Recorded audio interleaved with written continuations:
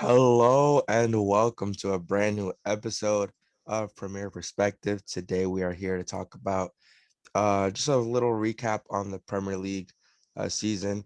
Before I start, just want to say I apologize. I don't know if my voice sounds a little weird, but I'm kind of lost my voice, so apologies for that. But here to talk about the season, a great one for me and Ryan, especially considering that we're City fans.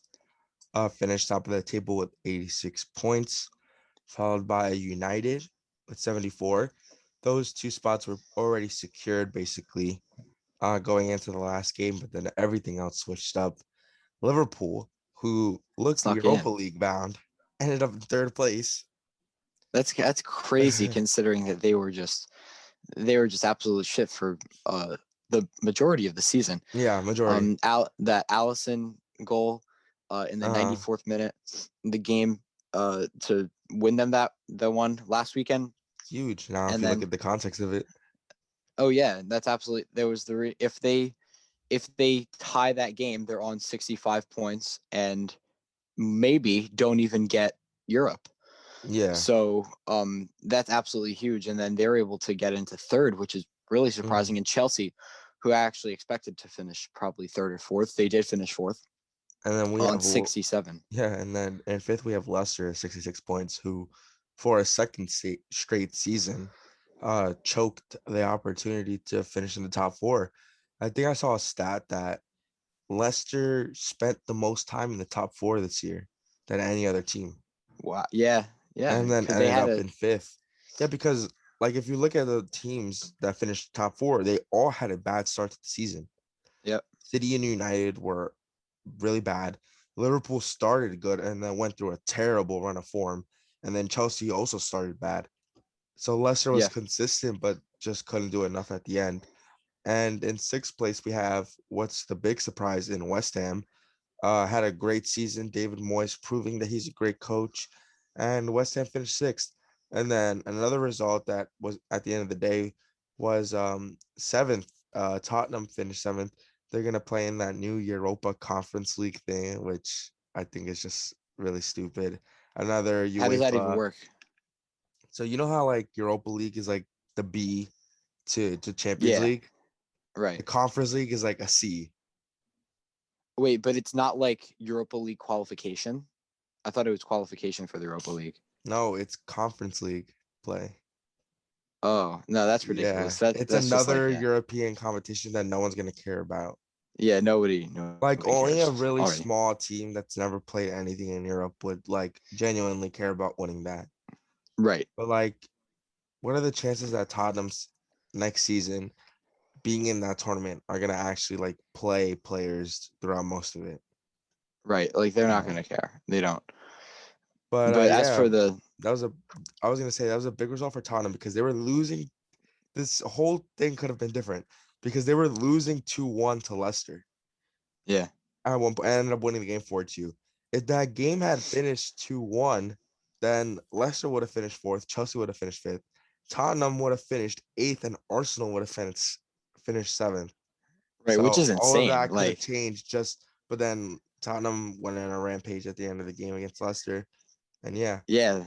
Yeah, that was huge. I mean, just looking at the way that all played out and how close that middle area from honestly, I would say third to like ninth mm, was just really interesting to see play out. Like City and United was wrapped up, but the other spots were up for grabs pretty much the whole second half of the season, I would say. But yeah, that just about wraps it up for the top seven. And now with the three teams that have been relegated are Fulham from 28 points, West Brom 26, and Sheffield on 23, who actually didn't come last by that much. At one point of the yeah, season, it looked like they were absolute. They were they're gonna just finish with done like for. 12 They're gonna. points. It looked like they were gonna like break the record for the least points in the season. They were able to pull out some big results. We'll cover one of them later. And the three teams that will be coming up next season, I believe it's Norwich, Norwich, then the second one. What's the second one? Watford. Second one is Watford. Norwich, Watford, and then And the then the third one is the final championship playoff game, which right now is Brentford versus Swansea. yes. and so that will decide who is the third team that comes to the Prem next season. So these three teams will be out, but all of them were able to play well and pull out some results. Even though Yeah. I've always said that Fulham, who finished 18th, are playing wise the worst team in the Prem, despite points. Just watching their games looks like a travel soccer game. Yeah, I mean, I do think that these three teams were the worst teams of the season for sure. They were. Nobody's in And there yeah, undeservedly. and you always think about like Brighton or Burnley for a relegation battle, but every year they just seem to escape it. Yeah, I don't know how they do it, but they pull out some big results. Brighton had that good run of form in away games actually, and All the Burnley also games they had. tied to Brighton. Yeah, I know they were able to get some They points from yeah, those. there's those expected goals thing is like a statistic where they say like how many goals a team is expected to score in a game. And if it was like the results actually were like that, at one point it was like Brighton was like the third best team in the league, like in terms of Really? performance, but they just never could Wow, win the that's like game. That's why I don't I'm gonna look right now. Um, because Brighton had so many draws this year, they did. They had an insane amount of draws. but they escaped it, and that's good for them. Yeah, they had 9 wins and 14 draws. And if Like I'm if you can correct, turn, yeah, it's the most draws in the league, 14. like if you can, I mean, I watched a lot of Brighton games this year because Uh, they were good games. Brighton played really, they performed really well this season. Say if you can turn 7 of those 14 draws into wins by taking your chances during the game or doing whatever you need to do, mhm. because they're never short of chances, They you get finish an additional 55. 14 points. They'll finish. Right. They would have finished with the same points as Aston Villa, who had a good season. Right. And you're able to pull out those results. So that just goes to show taking your chances and really doing that really just makes the big difference in terms of the season. Yeah, and to point out really quick before we move on, to what we're considering the best player of the season and the best manager of the season, we have some interesting results of the season. The Villa 7-2 at the beginning of the season was probably the most interesting one out of all of them. This is when there was really big questions about how Liverpool was going to do in the season, being defending champions, and Villa just putting an absolute performance against them. Another one recent was in the Thomas Tuchel era. He was not losing games, not getting scored He on, was not losing games. Yeah. and then they lost 5-2 to West Brom. So that was an insane result. Sheffield beat United earlier in the season in a point where United was still like genuinely in the title race. There still was a good chance for them. Obviously, as the season went on, we saw that it was clear that City was going to win, but United was still in it at this point and dropped points, losing 2-1 to Sheffield. And then the last one that we have is the Leicester's 5-2 win against City. And at this point of the season, City looked like they were not going to do anything good this year. It looked like They City were finishing mid-table this year. The way I City mean, City played so poor this game. I don't remember this might be the only time in my remembrance of being a City fan of them conceding 5 goals.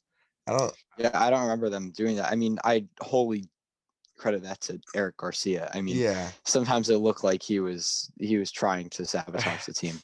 Another Um, Garcia rant. right. I mean, But I'm Garcia not gonna start, but I'm Garcia's not gonna played his start. last But game for City now, so thank God because we needed to get rid of him. and what we have as our best game of the season, um, purely for who they played against too, was City's 3-0 defeat versus Spurs. This was at a point of the season where it wasn't necessarily clear yet whether City was going to win the title or not. And they had put Spurs had completely dominated them in the first game. Mourinho Yeah.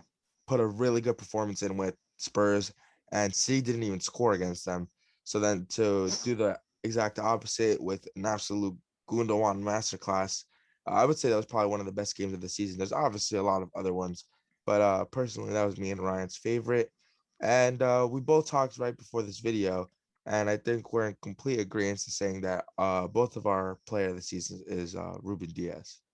It has to be just the way he came in to City to fix their defensive issue. I mean, before, I mean, you see with Laporte and Garcia at the back. I'm not going to go on the rant. I'm just saying with Laporte and Garcia at the back. I mean, they were conceding goals that they shouldn't have been. They were losing 5-2 to a team like Leicester, who at this point of the season was okay, but they weren't really on their run yet. And Stones really wasn't solidified in the lineup yet. And once Ruben Diaz came in, that completely turned around. They went on a run of form where they had 11 clean sheets in 13 games. In a run of quite a few games, only 2 of the goals that they let up were from open play. The rest were from penalties.